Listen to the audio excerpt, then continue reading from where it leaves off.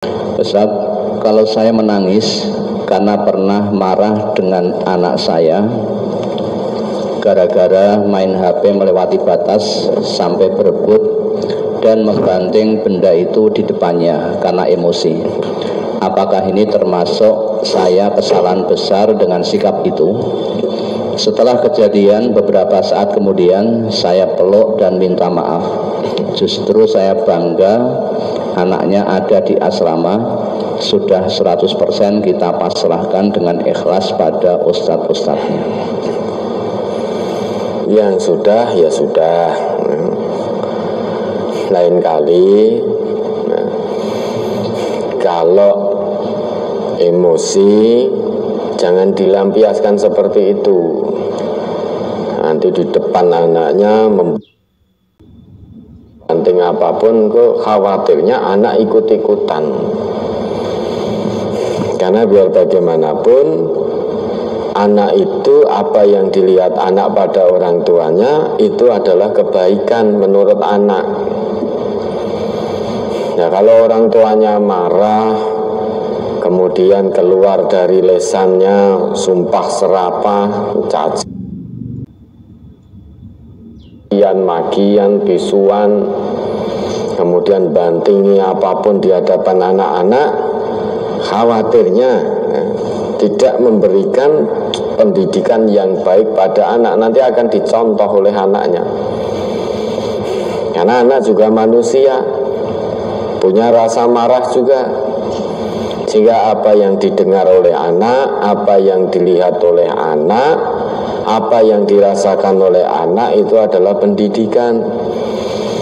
Nah, kita kalau sebagai orang tua marah, kemudian di hadapan anak bantingi apapun, kemudian dari lisan kita keluar kata-kata kotor, nah nanti jangan salahkan kalau suatu saat anaknya melu-melu.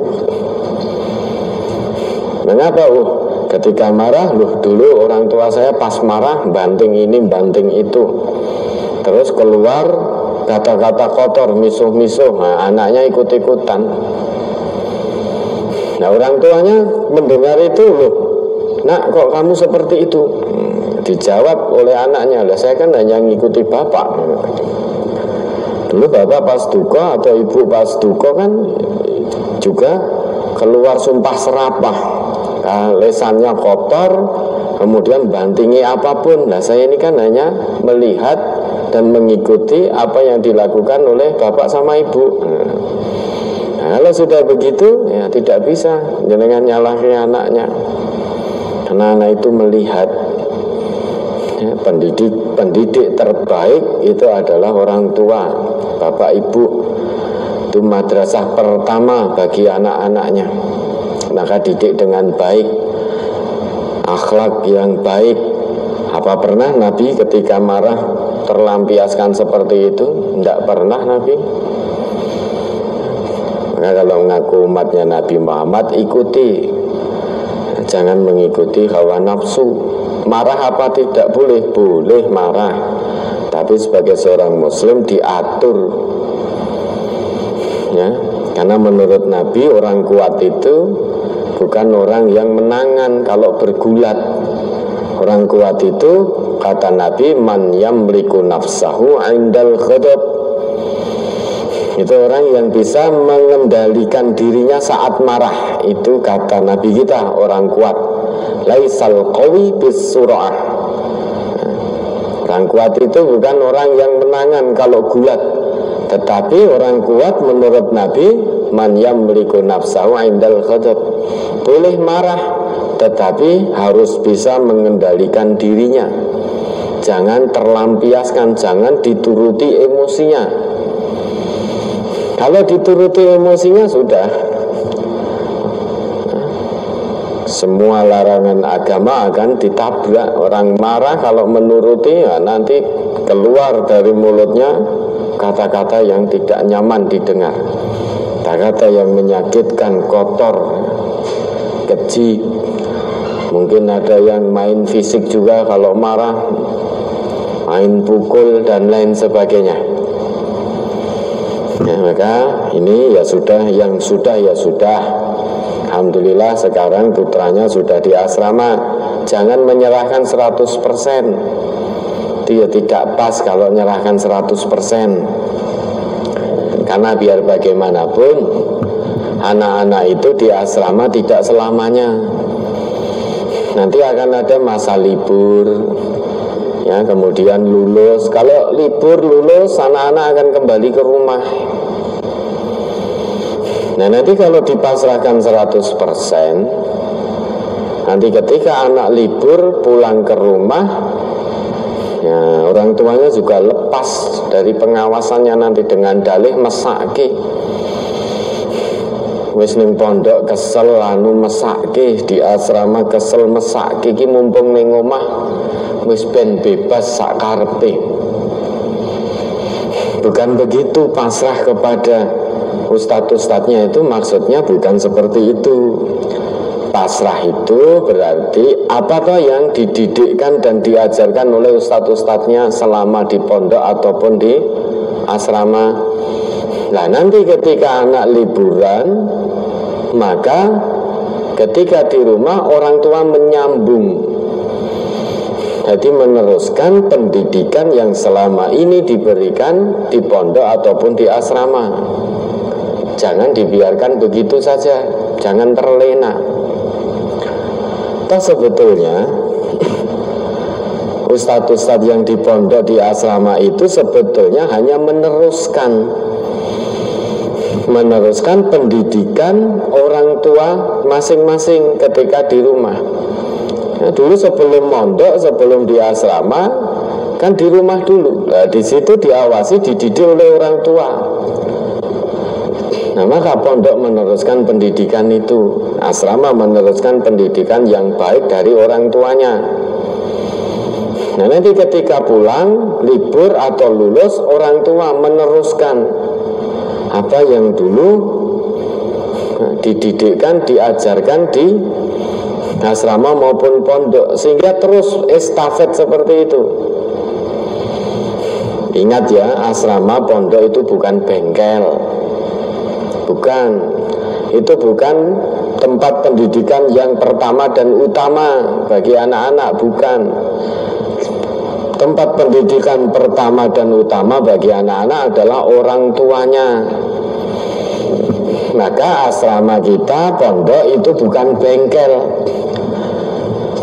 Kalau bapak ibu menganggap asrama dan pondok sebagai bengkel, nanti anaknya pas ning omah rusak ora apa-apa akhlake, engko nek wis wayahe mlebu, kalau sudah waktunya masuk nanti tak didandani pondok lagi, diperbaiki asrama lagi. Lah ini berarti menganggap sebagai bengkel. Ya tidak berhasil pendidikan seperti itu. Tidak akan bisa berhasil, sulit.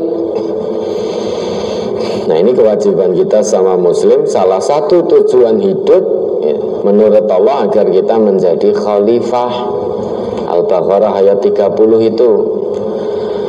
Yang namanya khalifah bukan hanya sebagai pemimpin saja. Khalifah itu bermakna pula saling mewarisi. Jadi estafet dalam kebaikan, itu khalifah, saling menggantikan dalam kebaikan. Saking tingginya misi kehidupan itu sampai-sampai malaikat harus diberitahu oleh Allah.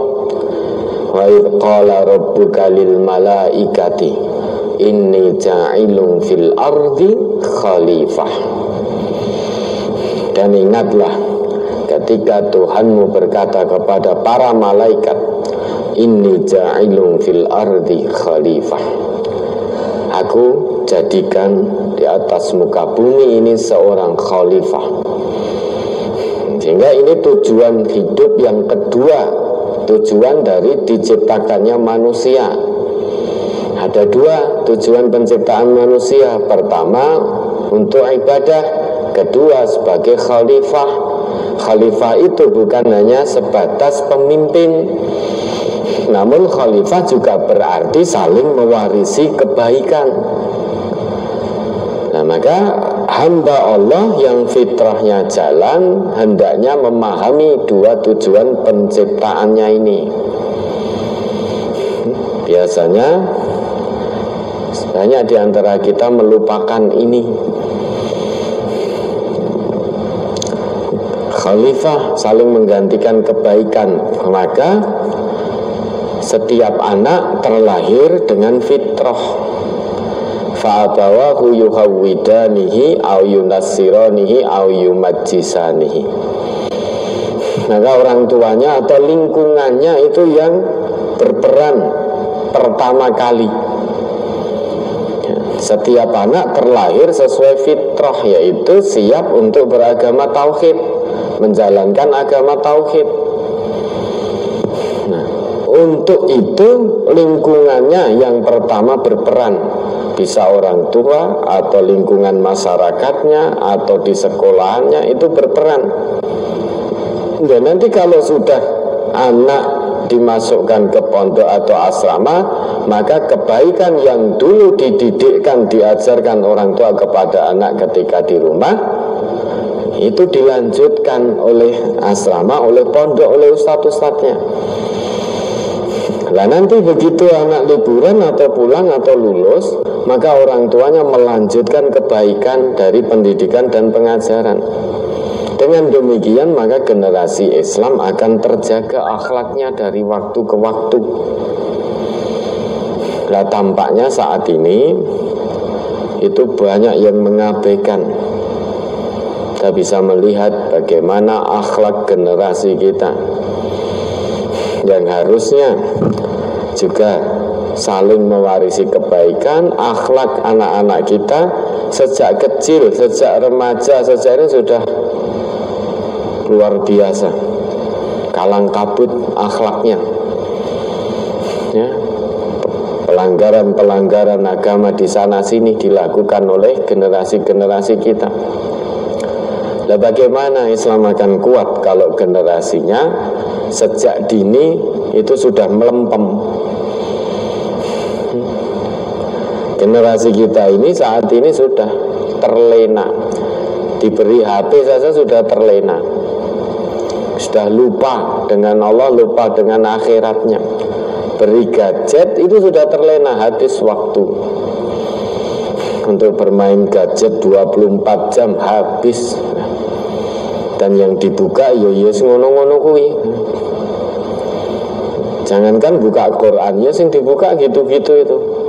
Kalau untuk bermain gadget, untuk hal-hal yang melenakan itu betah, kantuk dilawan, lelah dilawan. Tapi untuk buka mushaf 5 menit sudah nggak kuat, berat matanya. Nah ini generasi kita. Maka bersyukurlah bagi bapak ibu yang diizinkan oleh Allah, anak-anaknya melanjutkan studinya, melanjutkan pendidikan dan pengajarannya di tempat-tempat yang memang di lembaga-lembaga pendidikan yang memang di situ fokus pendidikan akhlaknya kuat. Maka di MTA ini semua ustadz, semua guru, entah itu mulai PAUD, TK, SD, SMP, pondok, SMA, jangan hanya berpuas diri menjadi pengajar saja. Ya, harus mengambil peran, berusaha untuk menjadi pendidik. Kalau pengajar itu cukup ngajari ilmu, ya, transfer ilmu saja cukup, tidak memperhatikan akhlak anak didiknya. Maka ambil peran, berusaha menjadi seorang pendidik, jangan pengajar. Kalau pendidik sudah pasti dia jadi pengajar. Kalau pengajar belum tentu jadi pendidik. Maka kita lihat di sekolah-sekolah yang memang fokus akhlaknya kurang, kita lihat banyak yang hanya mengambil peran sebagai pengajar. Wis pokoknya ngajari ilmu tok. Sing awali ra iso matematika diajari dadi iso perkara. Akhlak anak didiknya seperti apa, masa bodoh. Itu namanya pengajar. Maka lembaga pendidikan di MTA ini jangan puas menjadi pengajar, harus menjadi pendidik. Kalau hanya pengajar, nggak ada guna, nggak ada manfaatnya nek mung dadi pengajar tok. Ya. Jadi pendidik, kalau pendidik sudah pasti jadi pengajar. Kalau pengajar belum tentu jadi seorang pendidik. Karena kalau kita menjadi pendidik berarti kita memperhatikan akhlak, di samping juga mengajarkan ilmu. Ya, kalau pengajar pokoknya ilmu tok. Kalau hanya sebatas pengajar, orang tidak beriman pun banyak sing luwih pinter. Banyak orang yang tidak beriman kepada Allah itu lebih banyak yang pandai. Dari sisi ilmu pengetahuannya banyak yang lebih menguasai, banyak yang lebih bisa jadi pengajar, tetapi mereka tidak sebagai pendidik. Orang yang tidak beriman pada Allah itu tidak bisa menjadi seorang pendidik. Dia hanya akan jadi pengajar, transfer ilmu terus. Kalau kita juga sama, terus gua apa? Hidup di dunia ini untuk apa? Misalkan salah satu misinya jadi khalifah, saling mewarisi kebaikan. Untuk jadi khalifah ini tidak cukup hanya jadi pengajar, ambil peran jadi pendidik. Ya sudah, besok lagi dihati-hati betul. Jangan terlampiaskan emosi marah. Kalau marah boleh tapi tahan, jangan dituruti marahnya. Kalau marah selalu keluar kata serapah, sudah diam, mingkem. Bahasa Jawanya mingkem, nesu ya oleh ning mingkem. Ben ora misuh-misuh. Biar tidak keluar kata-kata kotor, jorok, kasar, maka tutup mulut. Kalau tutup mulut tapi masih bisa bantingi apapun, wes sudah. Tutup mulut, usahakan tangan kaki ini diam. Jangan digerakkan. Udah, silahkan marah dengan posisi seperti itu. Tutup mulut, tangan jangan gerakkan, kaki jangan gerakkan, sudah. Nah, dengan demikian nanti akan bisa lama-lama terlatih, bisa mengendalikan diri ketika marah. Dan nanti ketika anak sudah pulang, lanjutkan, diawasi lagi pendidikan. Itu kewajiban orang tua.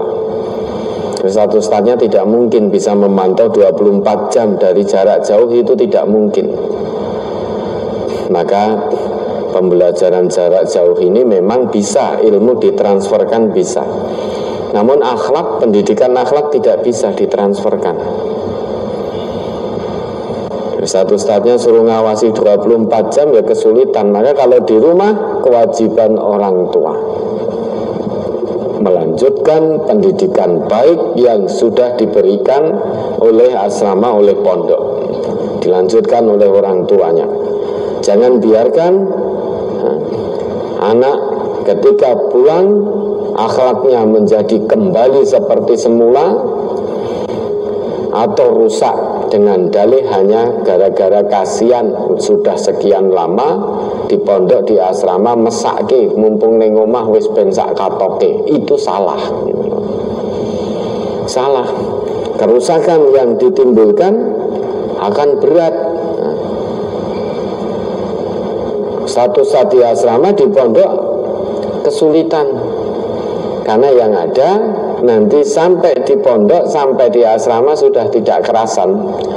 Tidak kerasan, kemudian karena takut dengan orang tua, telepon orang tua, nyalah-nyalah ke asramane, nyalah-nyalah ke pondok, sing begini, begitu, sing dibully dan lain sebagainya. Saya dibully di ini, di itu.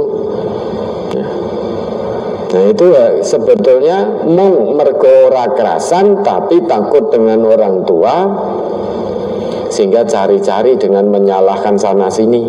Itu yang terjadi. Ya, mudah-mudahan bisa dipahami. Ada lagi?